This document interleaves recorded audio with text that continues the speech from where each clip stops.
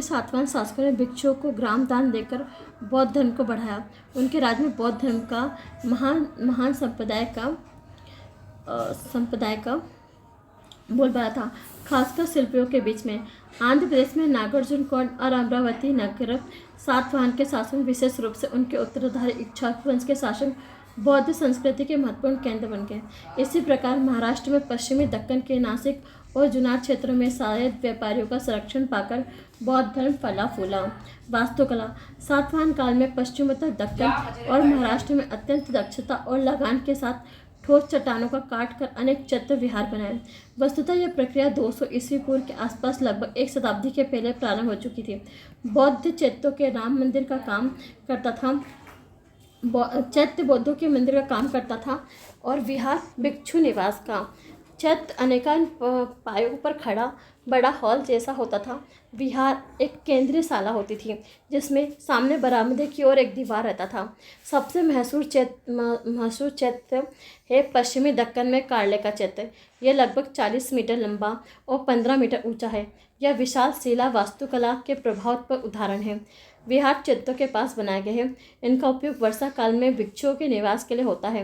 नासिक में 3 विहार हैं जो कि नहपान और गौतमीपुत्र के अभिलेख हैं। इससे प्रतीत होता है कि ईसा की पहली दूसरी शताब्दी के हैं। शिलाखंडी वास्तुलेखा आंध्र में कृष्णा गोदावरी क्षेत्र में पाई जाती है। वस्तुतः यह क्षेत्र स्वतंत्र बौद्ध संरचनाओं के लिए मशहूर है। यह संरचना अधिकतर स्तूप के रूप में है। इनमें अमरावती नागार्जुन कोंडा के स्तूप सबसे अधिक मशहूर है। स्तूप गोल स्तंभाकार ढांचा है जो बुद्ध के किसी अवशेष के ऊपर खड़ा किया जाता है। अमरावती स्तूप का निर्माण दूसरे सिरे पर प्रारंभ हुआ और दूसरी शताब्दी सदी में आकर यह पूर्ण रूप से निर्मित हो गया। इसकी गुंबद नींव आर पार 25 मीटर है। इसकी ऊंचाई 33 मीटर मालूम होती है। अमरावती स्तूप भित्ति प्रतिमाओं का भरा है। इसमें बुद्ध के जीवन के विभिन्न दृश्य हैं। नागार्जुन कोंड सातवाहनों के उत्तराधारी इक्ष्वाकु काल में अपने उत्कर्ष की चोटी पर पहुंचा। यहाँ केवल बौद्ध स्मारक ही नहीं बल्कि सबसे पुराने ईंट के बने हिंदू मंदिर भी हैं। यहाँ लगभग 2 दर्जन विहार दिखलाई पड़ते हैं। अपने स्तूपों और महाचित्रों में अलंकृत यह स्थान ईसा के आरंभिक सदियों में मूर्तिकाल में सबसे ऊंचा प्रतीत होता है। भाषा। सातवाहनों की राजकीय भाषा प्राकृत थी। सभी अभिलेखों में इसी भाषा में ब्राह्मी लिपि लिखे गए हैं। जैसा कि हम जानते हैं अशोक काल में हम देख चुके हैं। हो सकता है कुछ सातवाहन राजाओं ने प्राकृत में पुस्तकें लिखी हों। प्राकृत ग्रंथ गाथा सप्तशती हॉल नामक सातवाहन राजा की रचना बताई जाती है। इसमें 700 श्लोक हैं जो सभी प्राकृत में हैं। इसका अंतिम परिचालन बहुत दिनों के पश्चात ईसा की 6ठी शताब्दी के बाद किया गया था। अब इसके बाद हम अगला चैप्टर पढ़ेंगे। किया गया था सुदूर दक्षिण में भारत का इतिहास का प्रारंभ। एक सेकेंड। महापाषाण काल मेघा से पृष्ठभूमि। प्राकृतिक युग के पश्चात कई वस्तु ऐतिहासिक रूप से आरंभ की सूचना देती थी।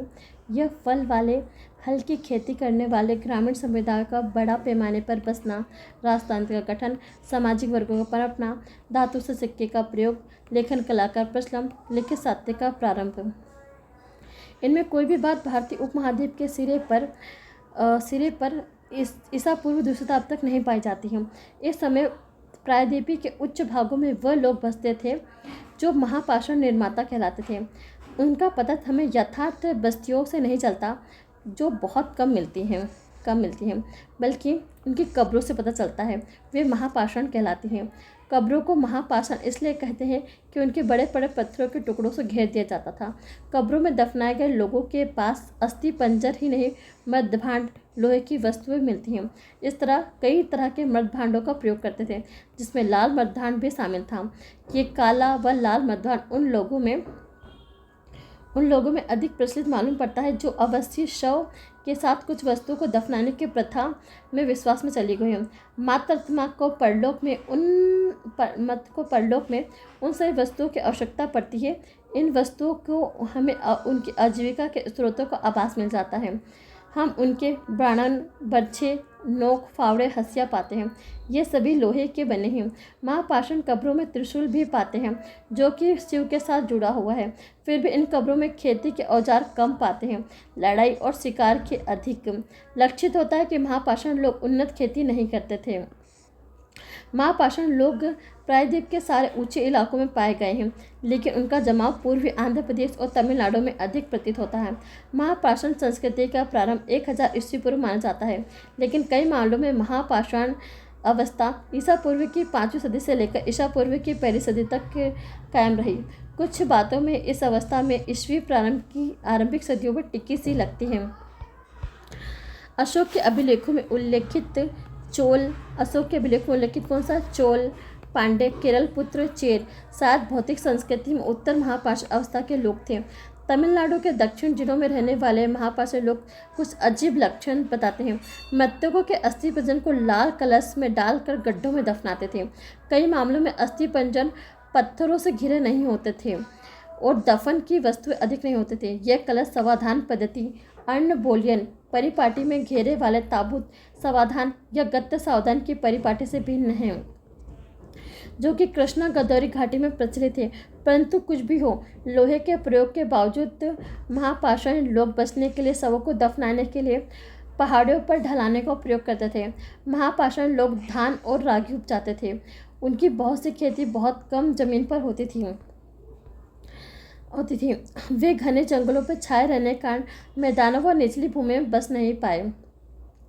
राज्य का बनना और सभ्यता का उदय ईसा सन के आरंभ में संभवतः उससे कुछ पहले ऊंची भूमि उतरकर उर्वर नदी घाटियों में आए कछारी डेल्टा क्षेत्रों में कृषि योग्य बनाया होगा।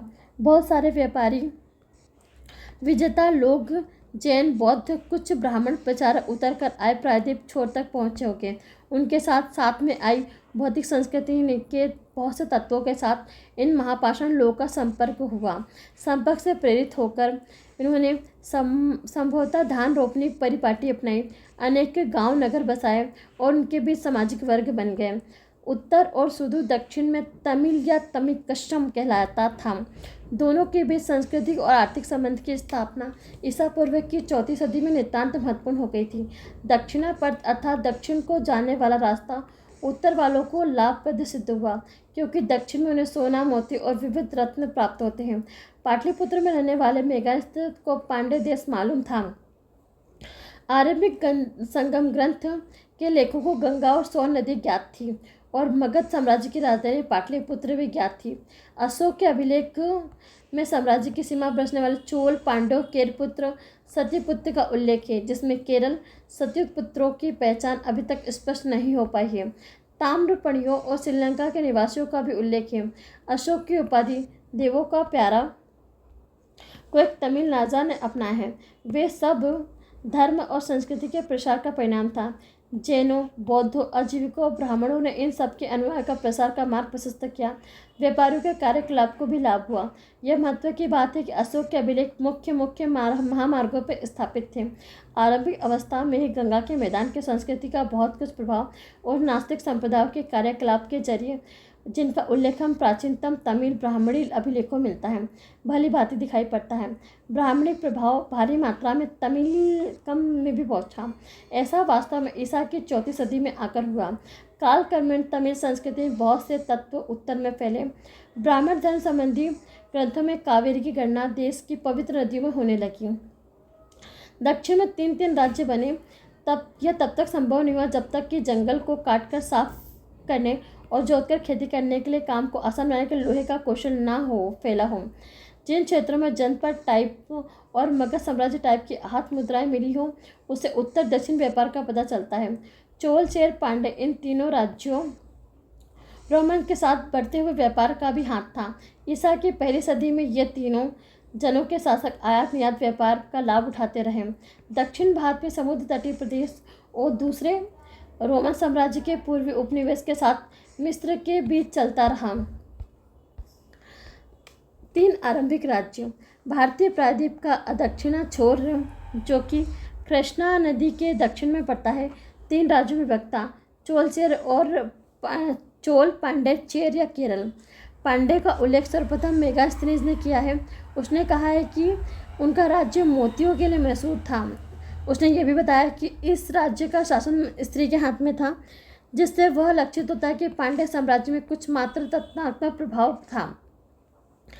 पांड्य राज्य भारतीय प्रायद्वीप के सुदूर दक्षिण और दक्षिण पूर्वी भाग से था। उसे मोटे तौर पर तमिलनाडु के आधुनिक तिरुनेलवेली, रामनंद और मथुरा जिले शामिल थे। उनकी राजधानी मथुरा थी।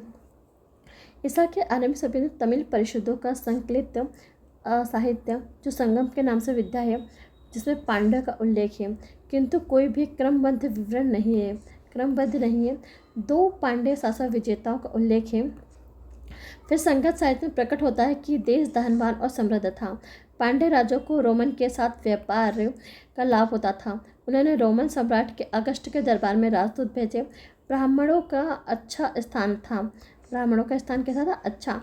पांड्य राजा में ईसा की आरंभिक सदियों तक वैदिक यज्ञ किए। चोल राज्य मध्यकाल के प्रारंभ में चोल मंडलम कोरोमंडल कहलाता था। यह पेन्नार और वेलगौर नदी में पांड्य राजवंश के पूर्वोत्तर कोण में था। हमें संगम साहित्य में चोलों के राजनीतिक इतिहास के कुछ आभास मिलता है। उनकी राजनीतिक सत्ता केंद्र उयूर था और सूती कपड़ों व्यापार के लिए मशहूर था।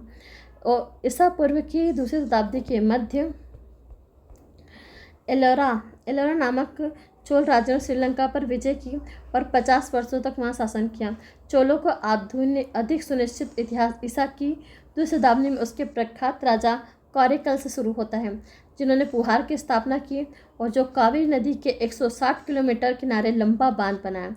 इसका निर्माण 1200 गुलामों ने करवाया, श्रीलंका में बंदी बनाकर जो लाए गए थे। पुहार की पहचान कावेरीपट्टनम से की गई है, जो चोलों की राजधानी थी। यह व्यापार और वाणिज्य का बहुत बड़ा केंद्र था। उत्खनन से पता चलता है कि उसका गोदीवाड़ा डाक बहुत विशाल था। चोलों के वैभव का मुख्य स्रोत सूती कपड़े का व्यापार था। उनके पास कुशल नौसेना भी थी। कारालकट के उत्तराधिकारी के समय चोल राज तेजी से हाश हुआ। उसकी राजधानी पर चढ़ाई करके उसे ध्वस्त कर दिया गया। चेरों और पांड्यों ने चोलों के राज्य में घुसकर अपना अपना राज्य फैलाया। चोलों को भी बची खुची सत्ता रह गई। उत्तर में पल्लव ने हमला कर उसे समाप्त कर दिया। ईसा की 4वीं से 9वीं सदी तक दक्षिण भारतीय इतिहास में चोलों की भूमिका नगण्य रही। चेल और केरल पांड्य क्षेत्र के पश्चिम व उत्तर में था। समुद्री और पहाड़ियों के बीच सकरी पट्टी पड़ती थी, जिस पर आधुनिक केरल राज्य का और तमिलनाडु का अंश था। ईसा की प्रारंभिक सदियों में चेर क्षेत्र का महत्व उतना ही था जितना चेलों और पांड्यों का। चोलों का महत्व रोमन लोगों के साथ व्यापार के कारण था। रोमन ने अपने हित की रक्षा के लिए सेना को 2 कोटियों मुजरिस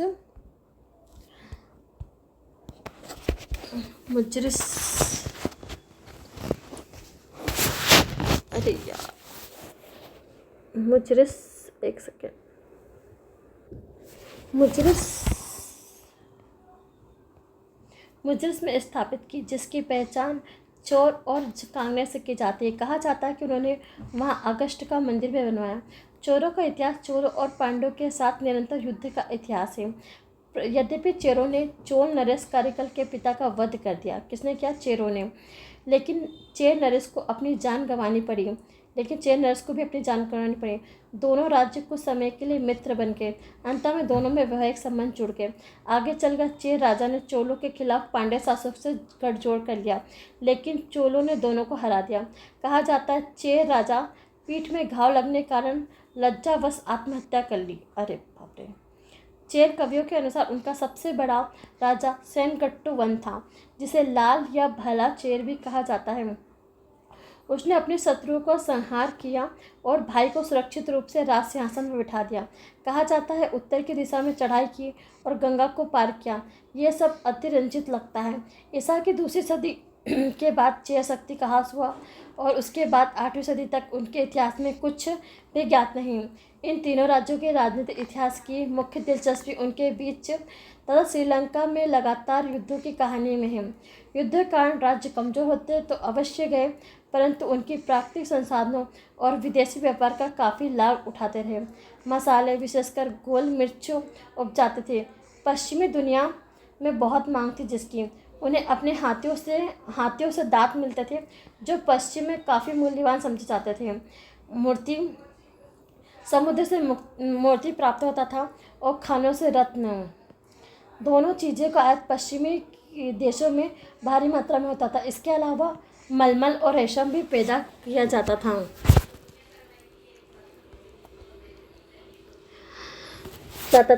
सूती वस्त्र कपड़ा सांप के केंचुए जैसा पतला होता था। प्राचीन तमिल काव्यों में रेशम के ऊपर तरह तरह के नक्काशीदार बुनाई का वर्णन है।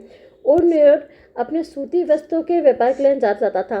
प्राचीन काल में तमिल लोग एक और यूनानी और मिस्र हेनिस्ट राज्य अरब के साथ, दूसरी तरफ मलय द्वीप समूह के साथ वहाँ से चीन से व्यापार करते थे। व्यापार के फलस्वरूप चारहा, अदरक, दालचीनी, कई वस्तुओं के नाम यूनानी भाषा में तमिल भाषा से लिए गए हैं।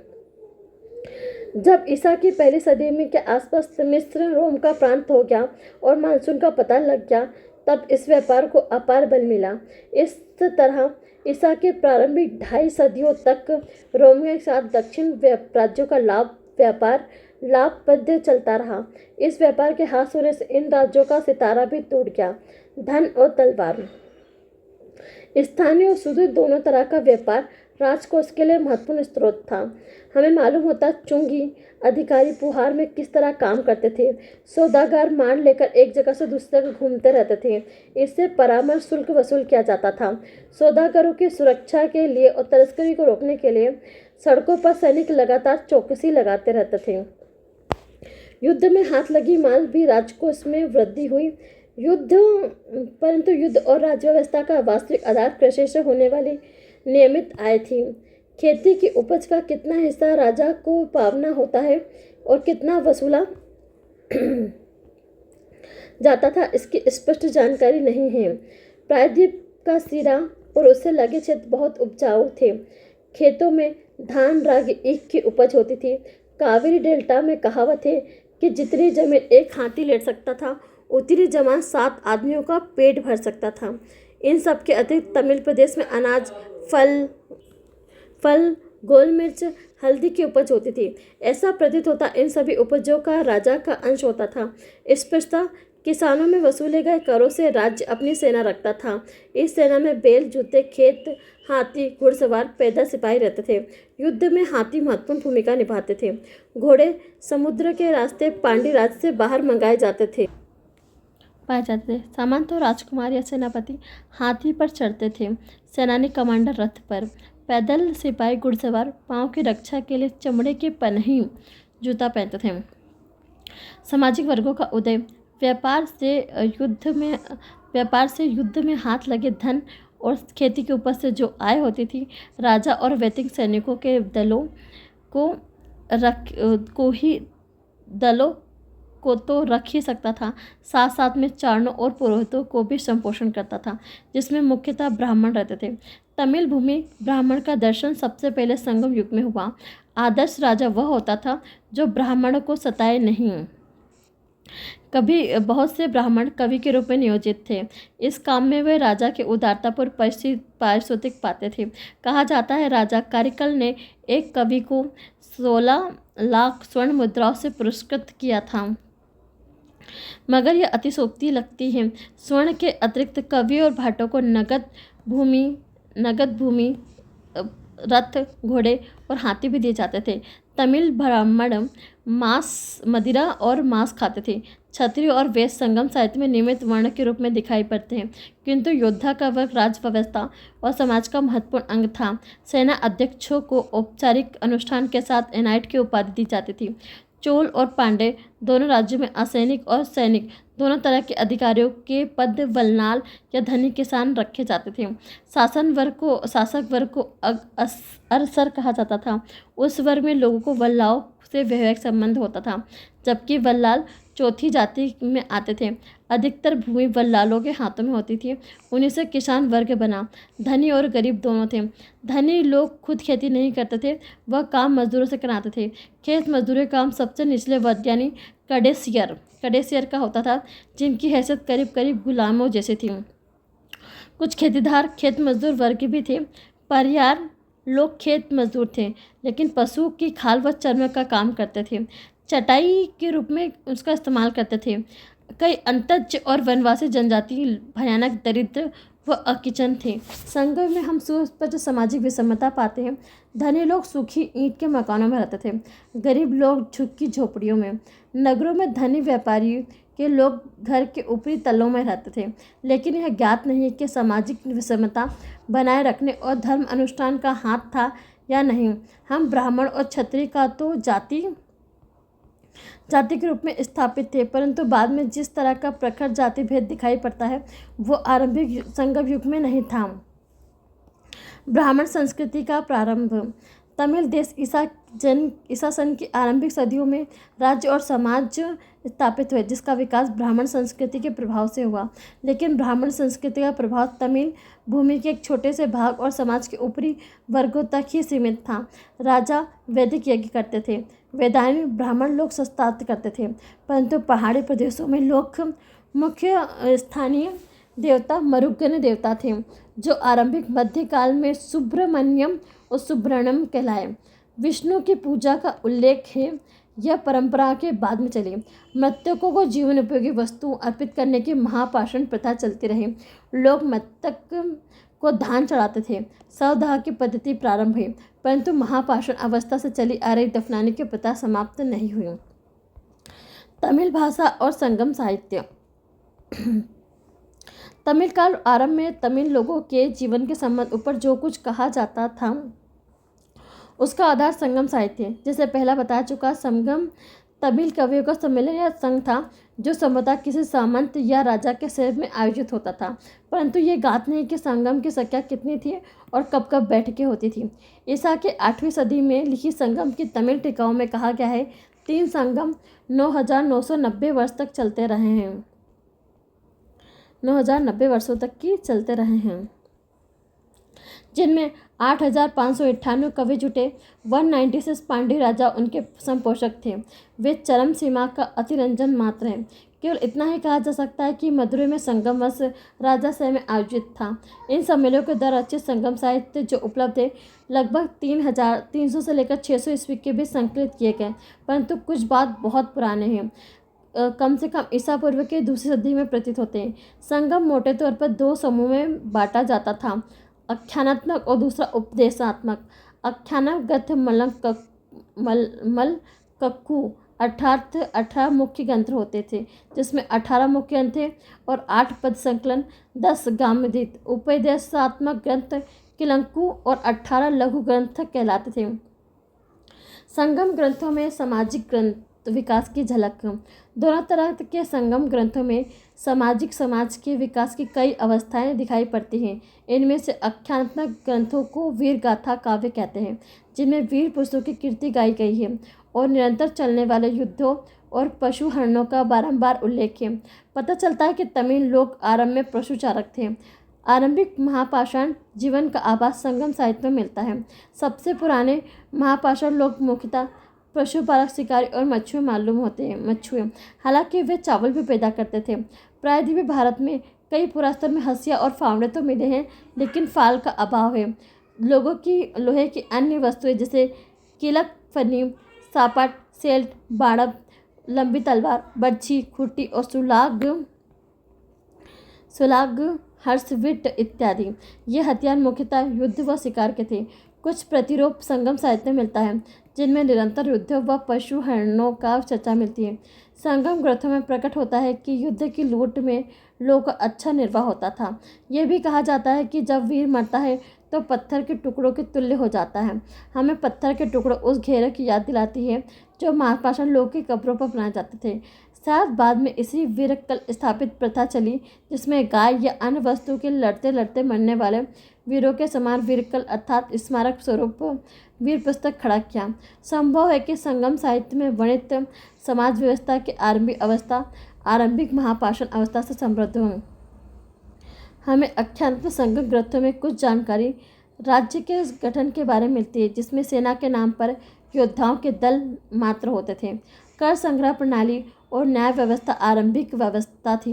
इन ग्रंथों में हमें व्यापारी, वणिकों, शिल्पियों और कृषकों के बारे में कुछ जानकारी मिलती है। इनमें कई नगरों का उल्लेख है, जैसे कांची, कोकई, मदुरै, पुहार, उरेरू। इनमें पुहार या कावेरी पिंड सबसे प्रसिद्ध था। संगम में जिन नगरों और आर्थिक कार्यकलापों की चर्चा है, उसकी पुष्टि यूनानी और रोमन विवरणों से और संगम स्थलों में हुई खुदाई से पता चलता है। संगम ग्रंथों का बहुत कुछ अंक, जिसमें उपदेशात्मक अंश भी शामिल है, संस्कृत और प्राकृत जाने वाले ब्राह्मण पंडितों की रचना है। उपदेशात्मक ग्रंथों में ईस्वी सन के आरंभिक सदियों का प्रतिबंध है। उनमें न केवल राजा व राज्यसभा के लिए बल्कि विविध सामाजिक और व्यावसायिक वर्गों के लिए आचार नियम बताए गए हैं। यह सब ईसा की 4वीं सदी के बाद ही संभव हुआ, जब पल्लव राजाओं के आश्रय में बड़ी संख्या में ब्राह्मण आए। ग्रंथों में ग्राम दान और राजाओं के सूर्यवंश और चंद्रवंश का उल्लेख है। यह प्रथा उत्तर भारत में ईसा की 6वीं सदी के आसपास शुरू हुई। संगम ग्रंथों के अतिरिक्त एक और ग्रंथ है जो तोल्काप्पियम कहलाता है। यह व्याकरण और अलंकार शास्त्र का ग्रंथ है। एक और महत्वपूर्ण तमिल ग्रंथ है तिरुकुल, जो दार्शनिक विचार और सूक्तियाँ हैं। इसके अलावा तमिल के 2 प्रसिद्ध महाकाव्य, जिनके नाम शिल्पकारिकम और मणिमक्कले हैं, ये दोनों रचना ईसा की 6वीं शताब्दी के आसपास हुई है। इनका पहला महाकाव्य तमिल साहित्य का उज्ज्वलम रत्न माना जाता है। इसमें एक प्रेम कथा वर्णित है। कोलवन नामक एक अमीर और अपनी कुलीन धर्मपत्नी कनग्गी की उपेक्षा करके काविलपट्टम माधवी नामक वेश्या से प्रेम करता है। शिल्पागट्टम का रचयिता स्वतः जैन था और वह तमिल देश के सभी राज्यों का कथा कला स्थल बनाना चाहता था। दूसरा महाकाव्य मणिमेखले मदुरा में एक बनियान का लिखा हुआ है, जो अनाज का व्यापार करता था। कोवक्कलम माधवी के संगम से उत्पन्न एक कन्या के साहसिक जीवन का वर्णन है। यह महाकाव्य धार्मिक अधिक साहित्यिक कम है। दोनों महाकाव्य प्रस्तावना में लिखा गया है कि दोनों के लेखक ईसा की 2वीं शताब्दी में राज करने वाले चेर राजा सेनगट्टू के मित्र हैं और समकालीन थे। दोनों महाकाव्य में उतने प्राचीन तो नहीं हो सकते। उनमें सब ईसा की प्रारंभिक सदी तक के तमिल सामाजिक और आर्थिक जीवन का आभास मिलता है। इसमें संदेह नहीं कि तमिल लोग ईस्वी सन के आरंभ में पहले जैसे लिखना जानते थे। ब्राह्मी लिपि के 75 से भी छोटे छोटे अभिलेख प्राकृतिक गुफाओं, विशेषकर मदुरै प्रदेश में पाए गए हैं। इन प्राकृत भाषाओं में तमिल भाषा का प्राचीनतम स्वरूप दिखाई पड़ता है। यह ईसा पहली सदियों के हैं, जब जैन और बौद्ध प्रचारकों ने इस इलाकों में प्रवेश हुआ। कई स्थानों पर हाल में हुए उत्खननों से मृतभांडों के टुकड़े पाए गए। इससे पता चलता है कि आरंभ में तमिल भाषा कैसे थी। अतः इनमें कोई आश्चर्य नहीं कि संगम साहित्य के प्रचुर अंश ईसा की आरंभिक सदियों में लिखे गए हैं, हालांकि उनका अंतिम संकलन 600 के आसपास हुआ है।